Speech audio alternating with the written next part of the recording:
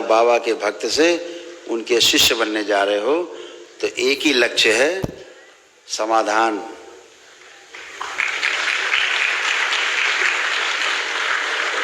यानी जीवन में कोई प्रश्न न बचे, जीवन में कोई दुख न बचे। लेकिन जीवन में सुख और दुख है क्या?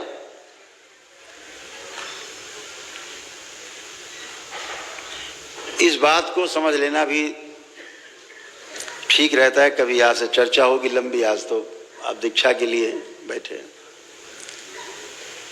सुख वस्तु के रूप में क्या है, दुख वस्तु के रूप में क्या है, अभी हमें पता होता नहीं और हम सुख की खोज में लगे रहते हैं। ठीक उसी तरह है जैसे आपने किसी व्यक्ति का कभी चेहरा ना देखा हो, केवल नाम सुना हो कि भाई राम सुखदास।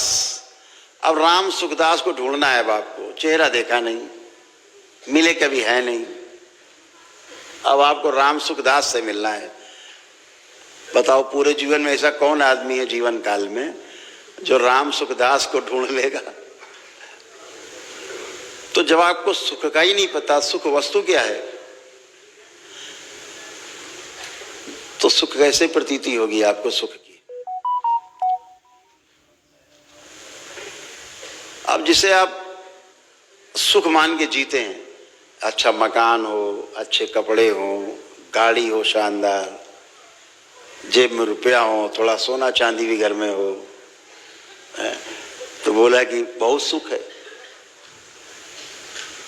ये बहुत सुख है। चलो ठीक है, सब भरा है आपके पास, सारा कुछ भरा है। आपका पुत्र सवेरे उठते पहले आपको 4 गाली देता है, आप ढूंढो सुख इसमें। जो आपके पास रुपया पैसा, बढ़िया मकान, गाड़ी घोड़ा बंगला सब मौजूद है, अब जरा हमें सुखी रह के दिखाइए। लड़का सवेरे उठते पहले 4 गाली बकता है आपको, ढूंढिए सुख। मिलता है? नहीं मिलता। बहुत शरीफ आदमी होते बेचारे, कुछ करते रहते बच्चा हमारा ठीक हो जाए, नहीं कर पाते तो कुछ लोग सुसाइड कर लेते हैं, आत्महत्या कर लेते हैं। अब कहाँ गया? अगर ये सुख था तो फिर सुख मिलना चाहिए था, कोई गाली बकता रहे। लेकिन ये सुख नहीं है, अभी माना हुआ है हमने कि सुख है। हमने मान लिया है कि बहुत अच्छे कपड़े पहन के पार्टी में जाएंगे तो लोग भैया बहुत हमारी जो है सलूट मारेंगे। कोई सलूट वलूट नहीं मारता, अंदर से बस आग लगी रहती, धुआं नहीं दिखता आपको लेकिन आग लगी रहती है।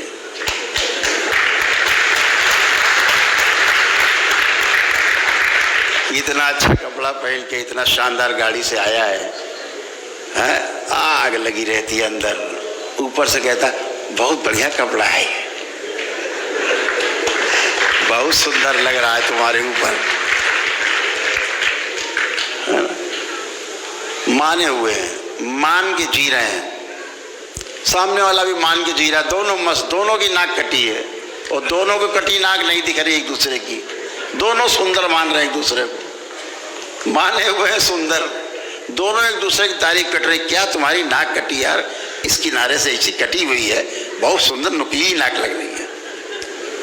वो उसकी नाक कटी की तारीफ कर रहा है, वो उसने नाक कटे की तारीफ कर रहा है। माने हुए हैं, जी रहे हैं।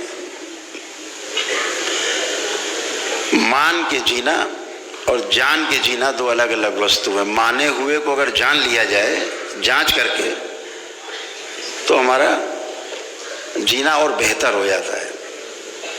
तो जब समाधान मिलता है तो समाधान से सुख है। जब तक समाधान नहीं मिलता किसी चीज का तब तक दुख है। तो प्रतीति होना और सुख होना दो अलग अलग वस्तु है।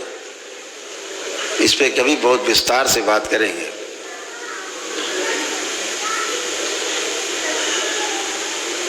तो आज जीवन का जो लक्ष्य है वो आगे है।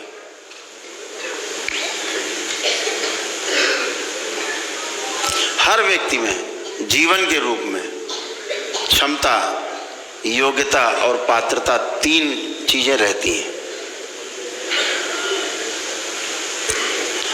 जीवन के रूप में देखा जाए तो सभी इसके चरम को छू सकते हैं। सब में ये क्षमताएं विद्यमान हैं, योग्यताएं विद्यमान हैं, पात्रताएं विद्यमान हैं, आप पा सकते हैं।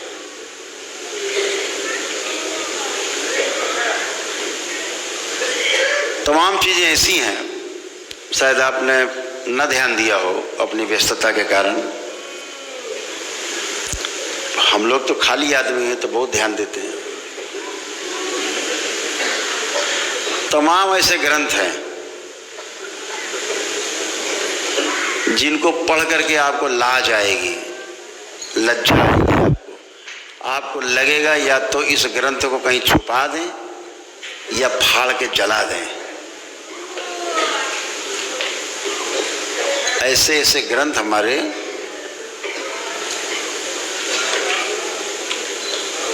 हिंदू संस्कृति में हम लोग हैं तो सामने आ जाते हैं ग्रंथ। ऐसे ऐसे पुराणों में ऐसी ऐसी चीजें हैं। हमारे आराध्य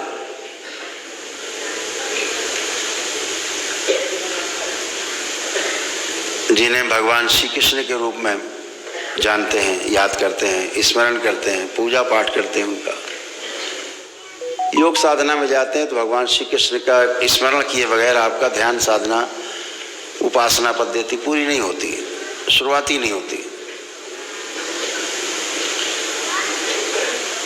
ऐसे भगवान के प्रति भी ऐसी ऐसी अशोभनीय बातें ग्रंथों में लिखी,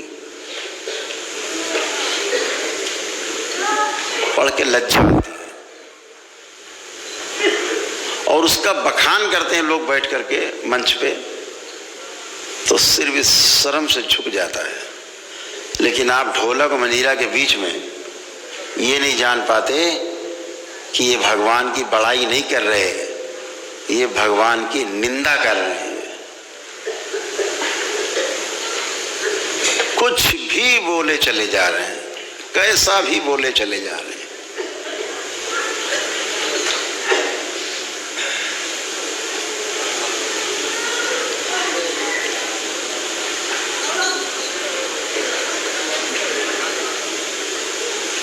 जब आप साधना में उतरते हैं तो एक शब्द आपके सामने आता है सबसे पहले।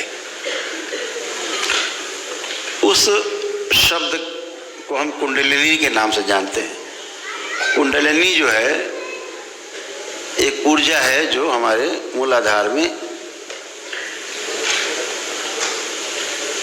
स्थिर है। माना जाता है कि एक सर्प जैसा आकार में ऊर्जा है जो 3.5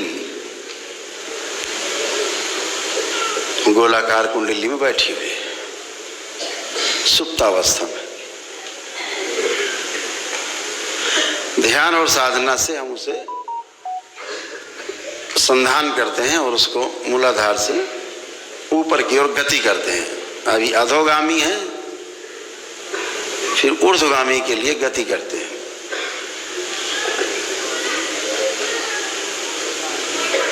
सात चक्र बताए गए इस पूरे रास्ते में, मूलाधार से लेकर के सहस्रार तक।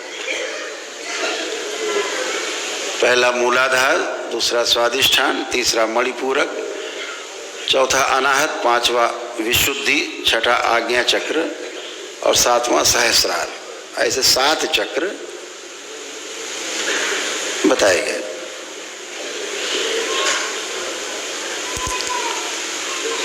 इन 7 को वेद कर जब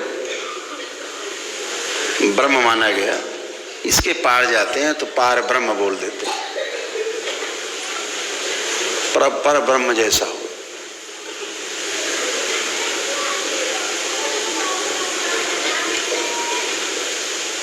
धीरे धीरे आप जब इसमें आगे बढ़ेंगे तो आपको चीजें मालूम होंगी, समझ में आएंगी और धीरे धीरे चीजों को आप पकड़ना शुरू करेंगे, आगे समझना शुरू करेंगे, फिर करना शुरू करेंगे, फिर ना करने तक जाएंगे। प्रयास से अप्रयास की यात्रा कुंडलिनी की यात्रा है। जो प्रयास से शुरू होती है और विश्राम पे उसका अंत होता है।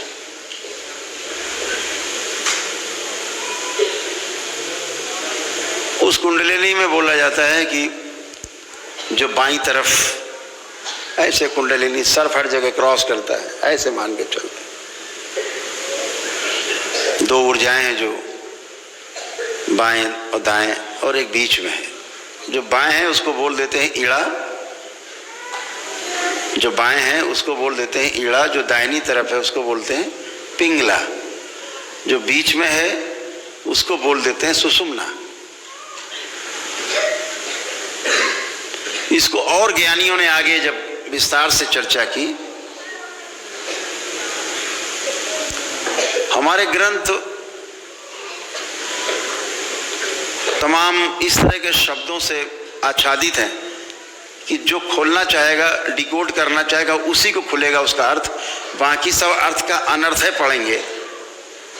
लिखा है सूक्ष्म के रूप में, साधना के रूप में, योग के रूप में, उसको लोग स्थूल में ले जाते हैं।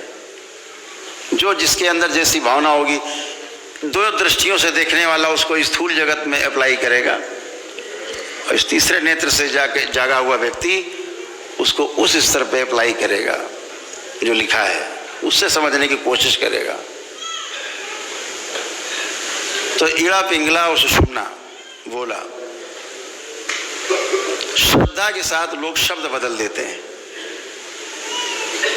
थोड़ा ऋषि मुनियों ने और आगे समझा तो लिखा गंगा, जमुना, सरस्वती। यानी जो ईड़ा है उसको गंगा कहा, वो ठंडा है।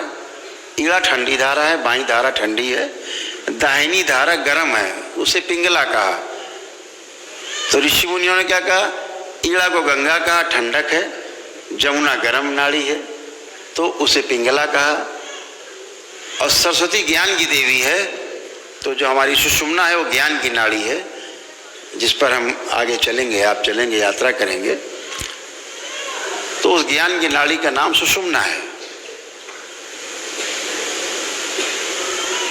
तो कह दिया गंगा, जमुना और सरस्वती।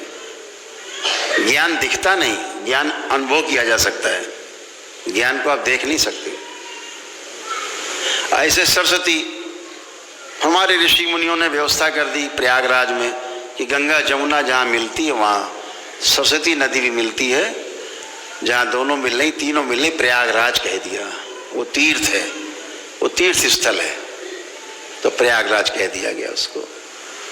गंगा, जमुना, सरस्वती तीनों मिल गई। बोले वो दिखती नहीं सरस्वती नदी प्रयाग जी में, प्रयागराज में सरस्वती नदी नहीं दिखती, गंगा जमुना दिखती, धाराएं मिलती। यानी ज्ञान दिखता नहीं, जो होता है। किसी ने कह दिया कि रज, तम, सत। रज कह दिया ईड़ा को, पिंगला को कह दिया तम, और सुषुम्ना को कह दिया सत, सात्विक। ऐसे तीन नाड़ी। ऐसे ही मैं उन बुद्धिमानों को बताना चाहता हूं जिन्होंने राधा को एक कैरेक्टर मान लिया। राधा भी ऐसा ही एक कैरेक्टर है, इसीलिए कहीं ग्रंथों में उनका, न महाभारत में न भागवत पुराण में कहीं पर भी उल्लेख नहीं है। अगर हम आपकी बात मान लें कि भगवान श्री कृष्ण की 16,108 रानियां थी, तो राधा से शादी करने में क्या आपत्ति थी? कोई आपत्ति नहीं। 8 तो उनकी पटरानियां थी, फिर वो तो श्री कृष्ण थे, उन्हें कौन रोक सकता था? तो राधा ऐसे ही एक ऋषि मुनियों द्वारा अपने प्रेम में बनाई गई धारा। क्या? ईड़ा को कह दिया रुक्मणी, और पिंगला को कह दिया सत्यभामा, गरम तेज, रुक्मणी ठंडी, और राधा को बोला ज्ञान का प्रतीक नाड़ी। ये 3 नाड़ियों के नाम रखे हमारे ऋषि मुनियों ने। तो राधा वो ज्ञान की ओर ले जाने वाली नाड़ी का नाम है, उसका नाम है सुषुम्ना। जो साधक लोग बोलचाल में इस्तेमाल करते हैं, क्योंकि भगवान कृष्ण योगेश्वर हैं। एक योगेश्वर को सम्मान देने के लिए राधा नाम का इस्तेमाल हुआ। लोगों ने उस कैरेक्टर को स्थूल में इतना ज्यादा चटपटा बना दिया कि हमें अपने आराध्य के लिए दिन भर में 4-6 लोगों से लड़ना ही पड़ता है कि ऐसे नहीं थे वो, जिनकी 16,108 पत्नियां बता रहे हो। तो हमें महापुरुषों से भी पूछना पड़ता है कि उनके मस्तक पर आपने कभी मयूर पंख देखा है?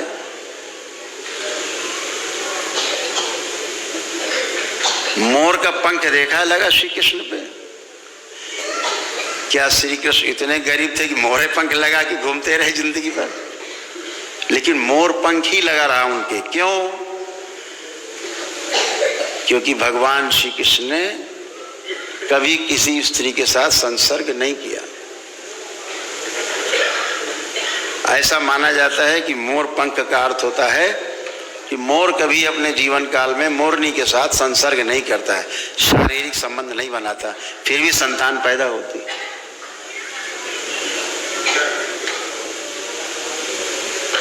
मोर से कुछ आंसू गिरते उल्टी करता छोटी सी, मोरनी खा लेती है उसको, गर्भ से रह जाती है। इसलिए मोर प्रतीक है भगवान श्री कृष्ण के मस्तक पर शोभित है। जिनको कभी किसी काम वासना ने छुआ तक नहीं है, उन्हें आप किसी एक कैरेक्टर के साथ जोड़ करके इस तरह से दिखा रहे हो। और मैंने तो एक पुराण पढ़ी हुई है पुराण, इन 18 पुराणों में एक पुराण भी है जिसमें इतना गंदा गंदा, इतना गंदा गंदा लिखा है कि यहाँ बैठा कोई माता पिता अपने बच्चों को पढ़ा नहीं सकता। उन योगेश्वर के बारे में ऐसा लिखा।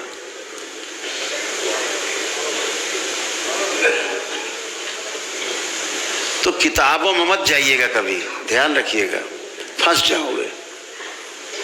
हमेशा अपने अनुभव की बात मानना।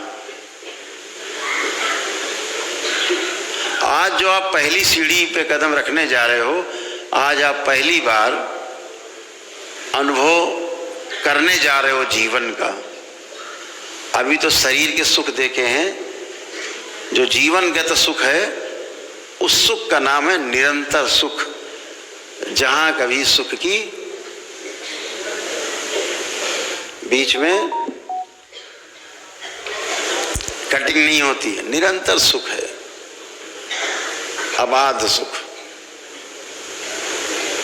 वो आपका अनुभव से ही आता है, जीवन से ही आता है। शरीर में सुख और दुख आ सकते हैं, जीवन में आप चाहें तो केवल सुख ही सुख हो सकते हैं और निरंतर सुख बना रह सकता है। कभी दुख की तरफ लौटेगा ही नहीं, दुख होगा ही नहीं। तो आज जिस आप कभी चर्चा करेंगे, राधा पर चर्चा करेंगे, सब पे सब प्रतीकात्मक है। रावण को दशानन कह दिया गया, रावण को दशानन कहा गया। क्यों कह दिया गया? इसलिए कह दिया गया कि हमारा जो पहला चक्र है, हमारी कुंडलिनी से जब यात्रा शुरू होती है सहस्रार तक, मूलाधार से, तो मूलाधार में कमल के 4 पंखुड़ी बताई गई। 2 पंखुड़ी इधर, 2 पंखुड़ी इधर, 4 पंखुड़ियां बताई गई। स्वादिष्ठान में 6 पंखुड़ियां बताई गई, 3 इधर 3 इधर, कमल की। लेकिन मणिपूरक पर जो नाभि के पास चक्र है, नाभि के आसपास, उस चक्र का नाम है मणिपूरक चक्र। उसमें 10 दल का कमल बताया गया। 5 कमल के दल इधर, 5 इधर, 5-5 पंखुड़ी, 10 पंखुड़ी।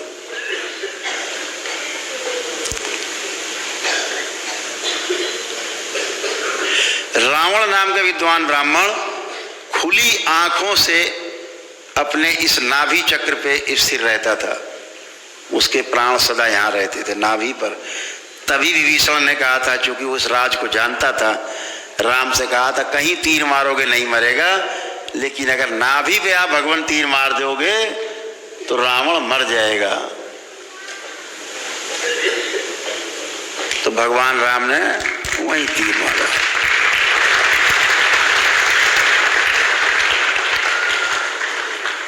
हम आंख खुली रखते हैं, आप सब तो मूलाधार में रहते हैं। मूलाधार कहाँ है? मल और मूत्र द्वार के बीच में जो जगह नीचे, हम मूलाधार स्थिर है, ऐसा माना जाता है। खुली आंखों से वहां रहते हैं, आंख बंद करके चलते हैं तो ऊपर को चलते हैं। खुली आंखों से हर व्यक्ति वहां रहता है। रावण कहां रहता था? नाभि पर, खुली आंखों से। राम, इसलिए रावण को दशानन कहा गया। दशानन, 10 कलाओं का ज्ञाता, 10 कलाओं का ज्ञाता थे रावण। खुली आंखों से नाभि पर रहते थे। राम को कहा गया कि ये 12 कला के अवतार है। इसके ऊपर आता है मणिपुरा के ऊपर अनाहत चक्र। अनाहत, ये 12 दल का कमल है यहाँ पर। इसीलिए भगवान राम को कहा गया 12 कलाओं के अवतार। सुना होगा आप लोगों ने, 12 कलाओं के अवतार क्यों कहा गया? राम एक ऐसे योगी थे, महायोगी, खुली आंखों से अनाहत चक्र पे निवास करते थे। आंख खुली है, रहते यहां थे। इतने बड़े योगी थे। महान ऋषि परंपराओं का संरक्षण उन्हें प्राप्त था। गुरु वशिष्ठ जैसे, गुरु विश्वामित्र जैसे गुरुओं का सानिध्य उनको प्राप्त था। उनसे शिक्षा दीक्षा उन्होंने पाई। और आपको पता है भगवान श्री कृष्ण को योगेश्वर क्यों कहा जाता है? इससे ऊपर एक चक्र है यहां पर, इसे बोलते हैं विशुद्धि चक्र। ये जो विशुद्धि चक्र है, ये 16 दल का कमल है। इसीलिए भगवान श्री कृष्ण को, क्योंकि वो खुली आंखों से यहां निवास करते थे, सबसे ऊपर, इसीलिए उन्हें 16 कलाओं का अवतार कहा जाता है।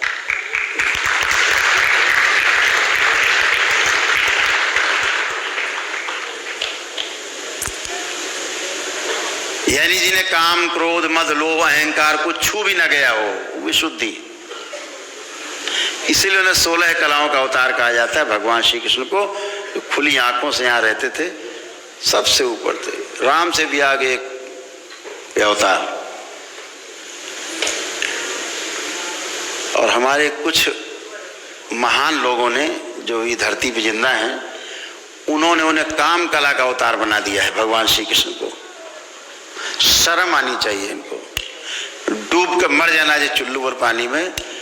जो योगेश्वर है, जिसको काम, क्रोध, मद, लोभ कभी छू ना गया हो, उससे दिन भर ऐसा बता दिया कि दिन भर बस वो स्त्रियों के साथ रमण कर रहे हैं, गोपिकाओं के साथ दिन भर रमण कर रहे हैं।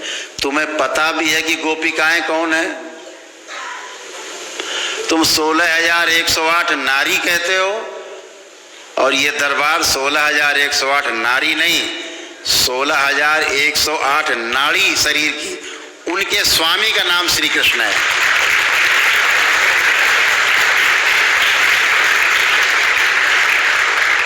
जैसे पति को स्वामी कह दिया जाता है, तो भगवान श्री कृष्ण को क्या कहा गया?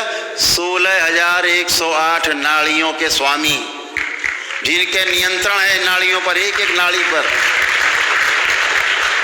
उनके शरीर की एक भी नाड़ी बगैर उनकी इच्छा के धड़क नहीं सकती थी। उनका नाम योगेश्वर श्री कृष्ण है। और आप उन्हें 16,108 नारियों का पति बताते हो? शर्म आनी चाहिए। इतना ही नहीं, ये भी लिख डाला सबके 10-10 लड़के, एक एक लड़की उत्पन्न हुई। हद है भाई। आगे पढ़ो तो आपके नीचे से पैर धरती खिसक जाएगी। एक ही काम था उनके पास। तो महाभारत तुमने लड़ी? इतने दैत्य मरवाए जीवन काल में, तुमने मरवाए थे। यही काम करते रहे बेचारे। आगे पढ़ो तो धन्य हो जाएगा आप। उस योगेश्वर को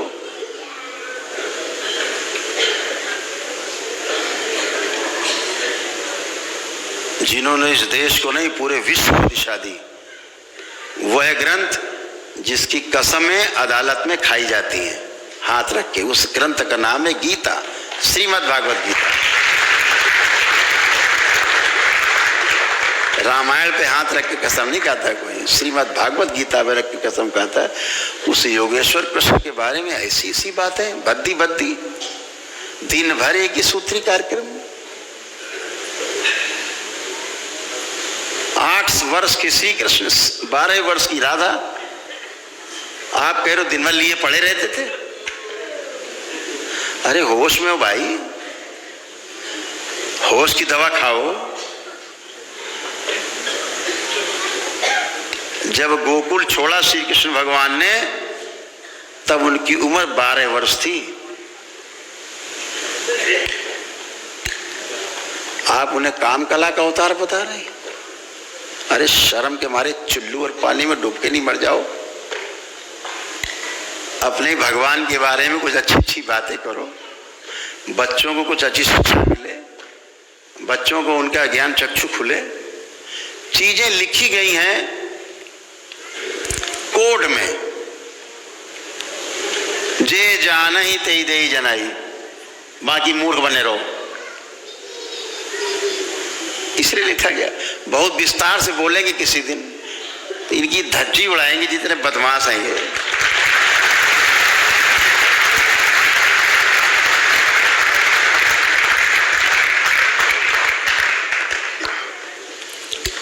मालूम होना चाहिए युवा पीढ़ी को कि हमारे भगवान श्री कृष्ण योगेश्वर थे, योगी राज थे।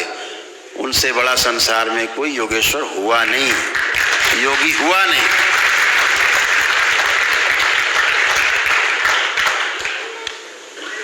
वो योगेश्वर नहीं होते तो भगवान परशुराम ने अपना सुदर्शन चक्र उनको नहीं दिया होता। भगवान परशुराम उन अवतारों में से एक हैं जिनके ऊपर आरोप लगा देते लोग बैठ के, केवल ब्राह्मणवाद का, तो क्षत्रिय विरोधी थे, बस ऐसे बना दिया। अरे भैया कुछ तो बुद्धि लगा लो यार। आप उनकी बात कर रहे हो जिनको जाति का मतलब नहीं, किसी से कोई लेना देना नहीं, जिन्होंने मानव धर्म को श्रेष्ठ माना। भगवान भोलेनाथ के एकमात्र शिष्य जिनका नाम है भगवान परशुराम हैं, जिनका नाम है भगवान परशुराम।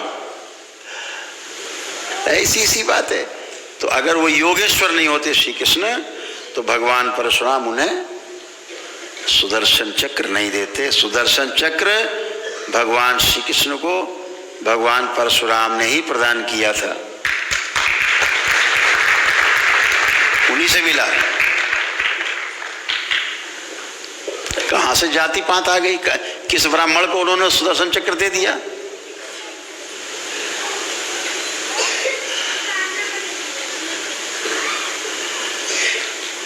भगवान श्री कृष्ण ब्राह्मण नहीं थे, लेकिन आप अपने आरोप लगाते समय वो तो क्षत्रिय विरोधी थे, वो जाति प्रथा विरोधी थे, ब्राह्मणवादी थे। जब अपना धनुष लेकर के अब उन्होंने कहा कि हम तो तपस्या में जा रहे हैं, हमारा काम पूरा हो गया, तो कहा कि भगवान शंकर को उनके अस्त्र शस्त्र वापस कर दिए जाएं कि हम क्या करेंगे धनुष धनुष। तो देने गए तो भोलेनाथ ने कहा अरे भाई हम तो दे चुके हैं, हम दिया हुआ नहीं लेते, अब तुम ले जाओ, तुम्हें जहां देना लेना हो तुम करो। अच्छा, तो एक बार रावण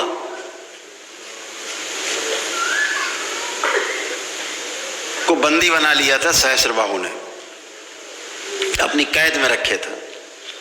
तो भगवान परशुराम भगवान शंकर से मिलने गए तो उन्होंने कहा कि भाई तुम शिष्य तो हमारे हो, लेकिन तुमने दक्षिणा नहीं दी। बोले प्रभु आप आदेश करो दक्षिणा। तो बोले आधी दक्षिणा में आज दो, आधी। बोले आधी मतलब? बोले आधी आज और आधी बाद में। कि प्रभु दिया आदेश करो। बोले रावण जो है सहस्त्रबाहु जो राजा है उसकी कैद में है, उसे छुड़ा दो। और भगवान परशुराम की कौन से पुदीना काटे थे, किसी का जो झगड़ा था भाई, भगवान भोलेनाथ के कहने पे, महादेव के कहने पे उन्होंने जा करके अकेले ही, वो तो वन मैन आर्मी थे, अकेले ही आर्मी उनके बराबर कुछ था ही नहीं, मार काट के रावण को छुड़ा लाए, आजाद करा दिया। ये दुश्मनी सहस्त्रबाहु की और भगवान परशुराम की थी, जो उन्होंने, उनके परिवार ने उनके पिताश्री की हत्या करके गाय का मामला बना करके और उनकी हत्या की, बदला लिया। वो कथा हम आपको सुना ही चुके हैं पहले कि भगवान परशुराम ने कभी भी एक भी क्षत्रिय की हत्या नहीं की।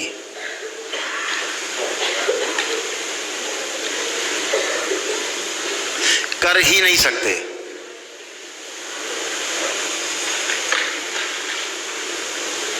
ये कथा फिर आपको सुनाएंगे कभी, आज बहुत समय हो जाएगा, नहीं ठंडी लग रही गर्मी लग रही हमें तो पता नहीं।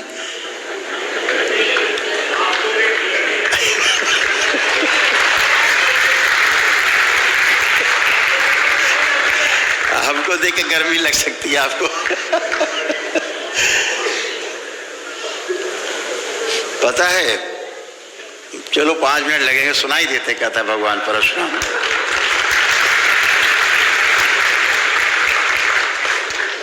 भगवान परशुराम को जब पता लगा कि उनके पिताश्री की हत्या हो गई है ऋषि जमदग्नि की, तो आए, और जैसा कि आप सबको पता है, आप सब उस भोग से भोग के निकले हो, स्मृतियों से। वो तो महान ऋषि थे, तपस्वी थे भगवान परशुराम, उनसे बड़ा ऋषि तपस्वी हम तो किसी को आज तक मानते ही नहीं, धरती पैदा ही नहीं हुआ। उन्होंने सारे पिंडदान और जो पिता के मृत्यु के बाद पुत्र कर सकता है वो उन्होंने सारे विधि विधान से सारे वैदिक कार्यक्रम सब किए, पितृमुक्ति वगैरह के लिए सब कुछ किया जो भी कर सकते थे। अब ये तो नहीं कहा जा सकता उनको ज्ञान नहीं था, पूरा ज्ञान था, कर दिया। लेकिन पितृ की जो स्मृतियां थी वो नहीं गई, वो चिपक गई,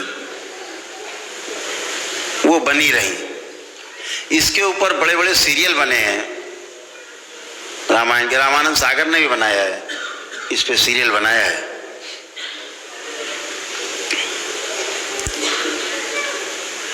वो स्मृतियां चिपक गई, पिता की स्मृति, बदला लेने की स्मृति, मृत्यु के समय की हम बोलते हैं ना कि पितृ की मृत्यु के समय की जो स्मृति है वो सबसे भारी होती है, बहुत मजबूत होती है।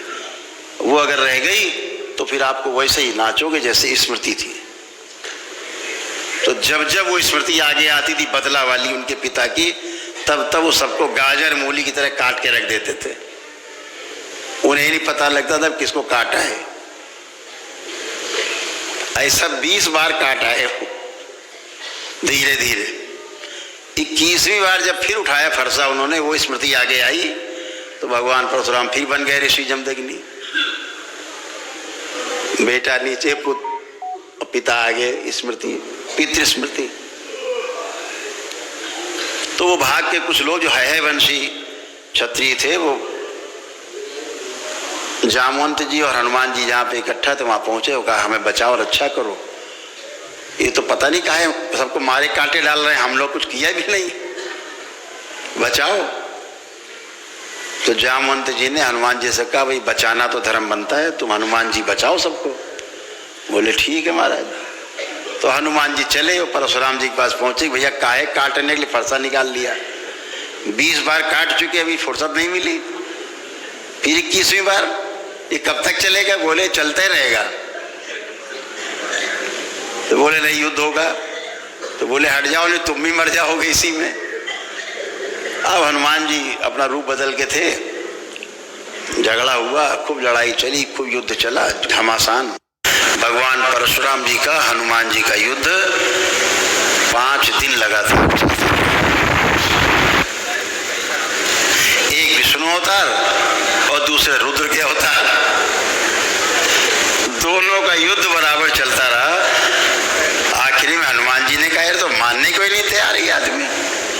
तो उन्होंने अंतिम कोई अस्त्र चलाया और परशुराम जी बेहोश हो गए। तो उनको ले जाके पेड़ में बांध दिया और कहा जरा देखें तो क्या इसके अंदर है क्या, काहे कांटे डाल रहे हैं भाई सबको। तो जब अंदर जाके हनुमान जी ने देखा तो देखा कि उनके पिता की स्मृति, पितृ स्मृति पड़ी थी, बदले की भावना की। जब वो आती थी स्मृति एक काटने लगते।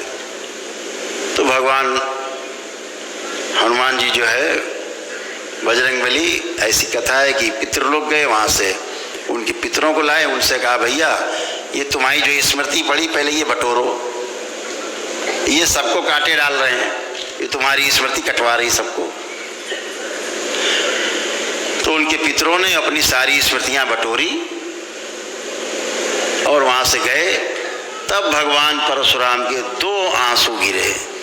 अपने पिता की मृत्यु पर नहीं रोए थे, इसीलिए कहा जाता रोना जरूरी, स्मृतियां नष्ट हो जाएं।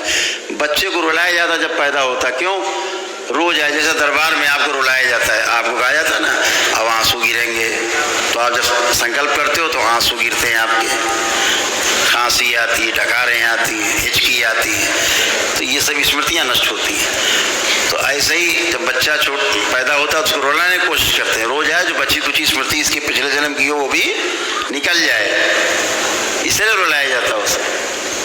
तो ऐसे ही भगवान परशुराम के 2 आंसू गिरे स्मृति के टपक के, तब वो स्मृति नष्ट हुई जो उनके पिता की स्मृति थी बदला लेने की, हत्या के बदला लेने की।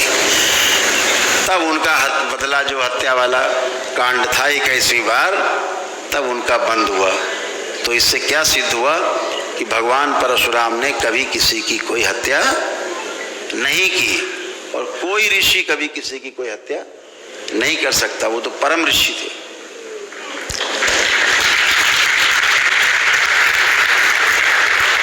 उसके बाद फिर उन्होंने जितने लोगों की हत्याएं की थी, उनको पता लगा कि हमने इतनी हत्याएं कर दी हैं, हनुमान जी ने बताया तुमने इतने लोग मार डाले, लाखों लोग मार डाले, तो उनको बड़ा दुख हुआ। तो उन्होंने जितने लोग मारे थे सबका पिंडदान किया, सबका श्राद्ध किया, सभी का, सबको मुक्ति दिलाई उन्होंने। ये भगवान परशुराम ने किया। तो गलत ढंग से प्रचार करके लोग अपनी रोटी सेकते हैं, वो रोटी सेकने से बाज आना चाहिए, जो वास्तविक मूल बात है उसको सामने लाना चाहिए सबके। तो वो भगवान परशुराम जिन्होंने कोई हत्या ही नहीं की किसी क्षत्रिय की, रावण से संबंध इतना था कि उसको छुड़ाया था उन्होंने, तो क्या हुआ,